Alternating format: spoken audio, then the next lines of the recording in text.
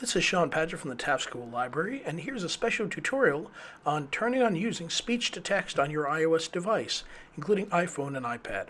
First, we're going to tap or click on Settings, and once inside Settings, we're going to look for the keyboard option. After you select that, look down the screen a bit, and you'll see a little thing that says Enable Dictation. Now, you want to make sure that little arrow is turned on. Just tap on it. It'll turn green for you.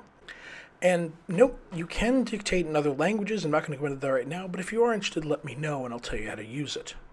And then all you need to do is open any app that you can type in this case it's Notebook, and tap on the little microphone on the lower right hand side. When you start speaking, you'll see the little waveform there go wild, and it should start turning it into text up at the top. Now once you're finished, all you need to do is tap on the little keyboard on the lower right hand side, at which point it'll turn back into a keyboard again. I have heard of some instances where there have been issues getting this to work properly, so even after these directions, if there's other things going wrong, feel free to reach out. But otherwise, I hope you've enjoyed this tutorial. Thank you very much.